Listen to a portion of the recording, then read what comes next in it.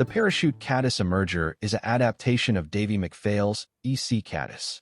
Brent likes using the mottled partridge feather on a lot of his caddis flies, as they really look very natural. Parachute flies are also a favorite of Brent's. They sit in the water properly and cast and land easily. You will want these patterns in various sizes and colors. Good day everyone, welcome to another segment on the bench. Today I'm going to bring you an emerging style caddis here, the trailing shuck.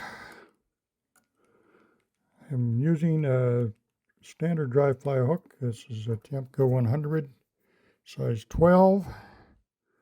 I'm going to be using some rusty brown 8/0 thread around the front here.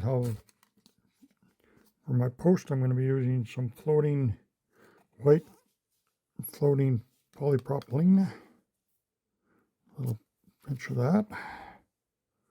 We'll come in here about third way back. Cut this at an angle. Tie those butts down. Go to the front.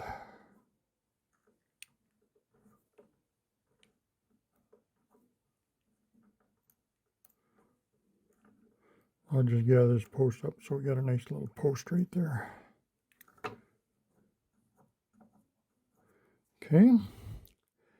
Now, I was watching a video here. Davy McPhail had a pattern very similar to this. He kind of had more of an elk hair or deer hair wing on it, more of a elk hair caddis style as parachute with it. It looked really, really good. Tied some of those as well. I'm just doing this a little bit of a variation that I like to use the post this way instead of the hair. Okay, I'm coming back.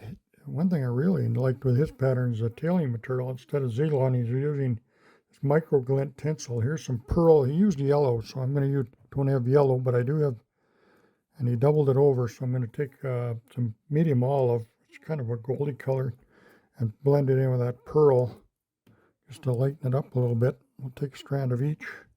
Instead of doubling it over, I'm just going to tie one of each on there, and it'll kind of mellow that up. That's a really nice, I really like the looks of that. When I tied that tail on, I see that. It's got a lot of potential. Looks really good. And then you can kind of rough it up a little bit, and it looks really nice. A lot of sparkle. It looks like a trailing shuck. Okay. Now for the body material, I'm going to be using some ultra translucent dubbing material. This is Sparkle out of Olive Caddis from Legis. If you get your hands on some of that, just do so. I don't know if they make that anymore. I don't think so.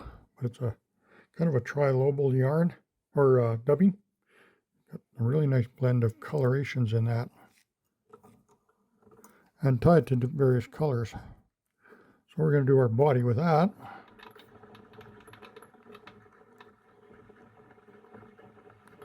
A little bit buggy with my Norvise, but that's okay. That's why I like dubbing on my Norvise. And we'll just kind of work our way up for the body.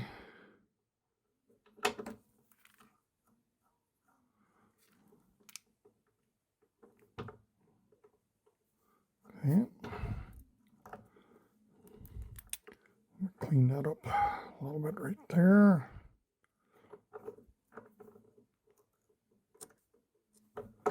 I'm going to trim that down a little bit. That's good. Give you a nice profile of what I'm looking for down the bottom. Davy used the elk or deer hair wing. I like to use partridge because I just really enjoy using these speckled feathers here for the for wings on caddis flies. Grab one right here. Take some of that fluffy plume off the bottom. Okay, and we got, because that imitates the color of the caddis just nicely. Lay that on top.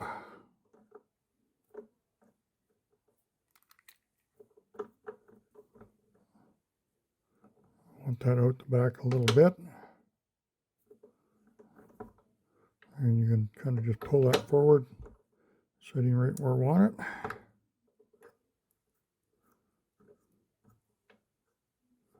And that's what I like using there. Now we're going to get our parachute post on here. This is going to be a super saddle here. I'm just using a Cree color, brown, whatever you want to use. Tying my stem, the top. Around here again, we'll come around the front of the post. Now, for the thorax, we're going to be using Peacock ice dub.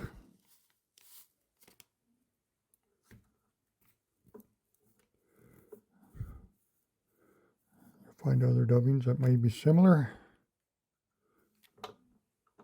Cover up that thread. I'm going to cover up my thorax.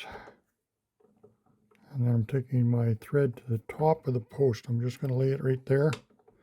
Underneath, you shouldn't see anything there for thread. No.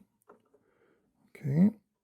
Now, the way I like to do my parachute flies, this is about cheating a little bit, but it sure is durable and it's easy to use.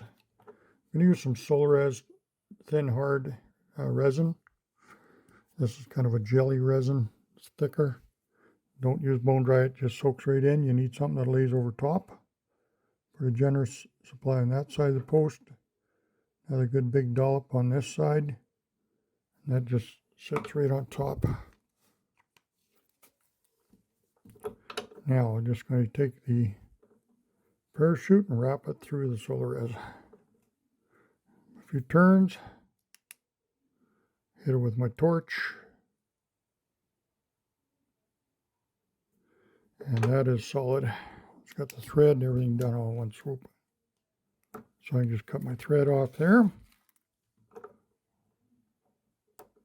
Same with my hackle. And there you go. That's a finished little, what a nice little merger that is. Got the little bit of that speckle coming off the back. So that'll float really nice. Good imitation. I thank Davey for kind of inspiring me to do that. I just did the parachute and kind of the way I like doing them, but each to their own. So just kind of work off each other's ideas or follow the recipes right to exact. That's good.